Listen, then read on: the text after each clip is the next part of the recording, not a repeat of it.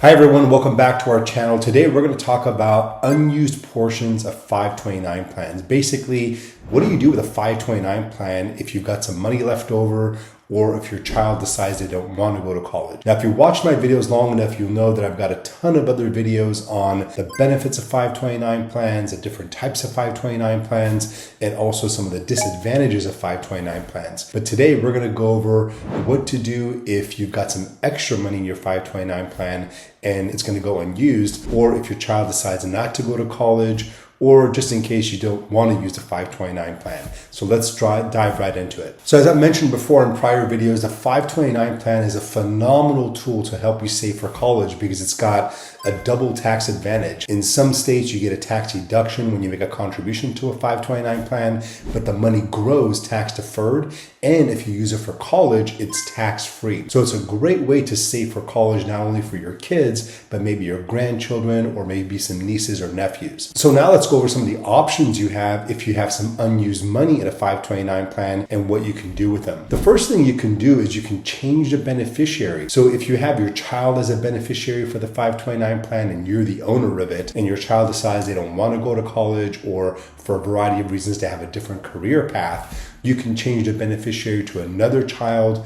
You can change the beneficiary to a niece, a nephew, or even a grandchild. And you can also change the beneficiary to yourself if you wanted to. Another thing you can do is you can split the account into multiple beneficiaries. So for example, if you've got enough for your child to go to college, but you may have a little bit left over, but you want to pay for a niece or a nephew's college education plan, or you want to pay for multiple nieces and nephews' college education plan, and you've got enough money in your 529 plan, you can essentially split up that account into multiple beneficiaries so that way you have enough for one niece, one nephew, maybe a grandchild, maybe a stepchild. So you can split it up and have that money be used in multiple different accounts for multiple different beneficiaries. So another thing you can do is you can use the 529 plan for things other than undergraduate studies or graduate studies. We already know it covers, a bachelor's degree and even a master's degree. But what most people don't realize is you can also use a 529 plan for continuing education, maybe a vocational or a trade school, a professional certification, anything like that, maybe at a community college where you're studying to get some sort of a certificate. You can use the 529 plan for those types of programs. Now, it's important to note that it has to be something where you're earning a certificate and not any kind of like hobbies. For example, if you want to take a music class or some kind of a gardening class, but it doesn't lead to some sort of a certification, the 529 plan withdrawals would not be eligible for those types of classes. If you like this video, please remember to like, subscribe, and share our channel. And if there's a topic that you want me to cover in a future video, make sure you include it in the comment section below. So another cool feature of the 529 plan that just went into effect in 2024 because of the Secure 2.0 Act is that you can use up to $35,000 of a 529 plan to fund a beneficiary's Roth IRA. Now, there are some rules that you have to meet, but in essence, a $35,000 basically transfer of money from the 529 plan to a Roth IRA is really a phenomenal feature. Now, the rules that you have to meet are the account has to have been open for at least 15 years to be able to qualify for this transfer. Also, the child or the beneficiary that's receiving this money into the Roth IRA has to have earned income eligible to be able to make that contribution. So for example, if the child has, or the beneficiary, I'm not going to use the word child because the beneficiary could be even an adult, but if the beneficiary has $5,000 of earned income and the maximum contribution amount for a Roth IRA that year is $7,000, you can put in only a maximum of $5,000 into the beneficiary's 529 plan. Now, if the beneficiary has $20,000 of earned income that year, then you can put in $7,000 into the Roth IRA of that beneficiary because that is the maximum for that year. Now, obviously, the Roth IRA maximums increase every year, but the idea is that you can only go up to the maximum Roth IRA contribution for that year, but the person also has to have earned income for them to be able to contribute to that. Another feature is that the contributions made in the prior 5 years are not eligible. So if you contribute to a 529 plan in the past couple of years,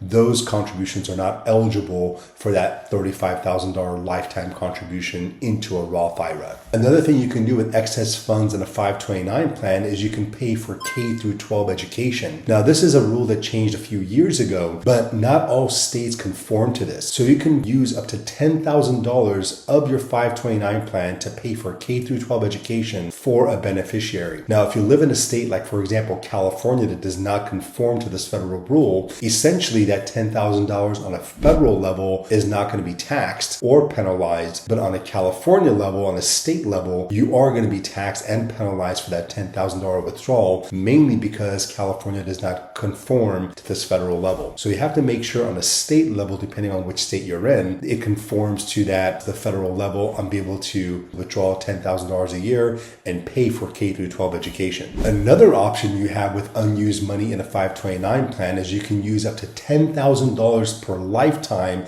to pay down the student loan debt for the beneficiary. Now, another cool feature of the 529 plan is that you as the owner are the owner of that 529 plan, and you can change the beneficiary at any time you want. And as I mentioned earlier, you can change the beneficiary to a grandchild or even a great-grandchild. So it's a great way to provide generational wealth and to be able to provide money to maybe a grandchild or a great-grandchild, especially if you have excess funds in your 529 plan that your child or your children are not going to be able to use. So it's a great way to fund future generations of college education planning and have that money grow tax-free. A question that always comes up is, what happens to a 529 plan if I die? What happens to that 529 plan account? Well, when you set up a 529 plan account, you have to designate a successor account owner, basically a person who's going to take over that account in the event that you die. Now, the successor account owner will take over that account and essentially own that account for the benefit of that beneficiary, and if they want to, they can change the beneficiary as well. If you don't name a successor account holder and you have a trust in place, essentially whoever you've designated as your trustee will now determine what's going to happen with that 529 plan. And if you don't have a successor account holder in place, you don't have a trust in place, well, essentially the state's going to step in and determine who the account owner is going to be and what's going to happen with that 529 plan account. So if you don't have a successor account owner or a trust in place, make sure you get those things in place so that way the state does not come in and dictate who the owner of your 529 plan is going to be. Now, if you've exhausted all of those options and you still have some unused money in your 529 plan, the last resort is essentially taking money out of the 529 plan. And if you do that, you're going to be subject to a 10% penalty and tax on the income that's earned on that 529 plan. So for example, if over the years you've put in $50,000 into the 529 plan and now it's worth $70,000, that $20,000 of earnings, you're going to have to pay tax on. And then the entire withdrawal, you're going to have to pay a 10% penalty on. Now, there is an exception to the penalty, and that is if the beneficiary happens to earn a scholarship, is enrolled in like a military academy, or unfortunately dies or becomes disabled. So now let me go over some frequently asked questions I receive from clients and prospective clients on 529 plans. The first one is, can you use 529 plans to study abroad? And the answer is yes, you can use a 529 plan to study abroad as long as it's approved by the U.S. Department of Education as a Title IV federal student aid school. Another question I receive is, can I use 529 plan funds to pay for books and computers? And the answer is yes, but it depends. If the books and computers are required for the school, then yes, they are covered by 529 plan and you're not going to pay tax or penalties on those types of withdrawals. But if you're buying a computer and it's not required for the school, or if you're buying a book that's not required for the school, then they're not an eligible withdrawal. What if your child or the beneficiary receives a full scholarship? What happens to the unused money? Now, as I mentioned earlier, you have a lot of different options on what you can do with the unused funds in a 529 plan. But in this case, if your child or a beneficiary receives a scholarship, you can take the money out and you're not going to be subject to the 10% penalty, but you will still have to pay tax, income tax, on the earnings of that 529 plan. So to bypass the taxation of the earnings, you can utilize some of the options I mentioned earlier on what you can do with unused 529 plan funds. Another question I receive is, can I use 529 plan money to pay for transportation or for a car, even if it's used for school? Unfortunately, you cannot use a 529 plan to pay for transportation or a car, even if it's used 100% for school. Unfortunately, it's just not allowed. Another question is, are there income limits to qualify to open up a 529 plan. Luckily, there are no income limits to qualify to open up a 529 plan. So it doesn't matter how much money you make, you can always open up a 529 plan for a beneficiary, including yourself. The last question I received is, does a 529 plan count towards financial aid eligibility? And the answer is yes, but it's only to a modest account. So the 529 plan counts as parental assets used to pay for college, but the actual impact on the financial aid eligibility is relatively small. So in closing, a 529 plan is a great account to help pay for college expenses. But as I mentioned earlier, sometimes you have some excess money in your 529 plan and you need to know what to do with them. And hopefully this video gave you some tips on what you can do with some unused funds in a 529 plan.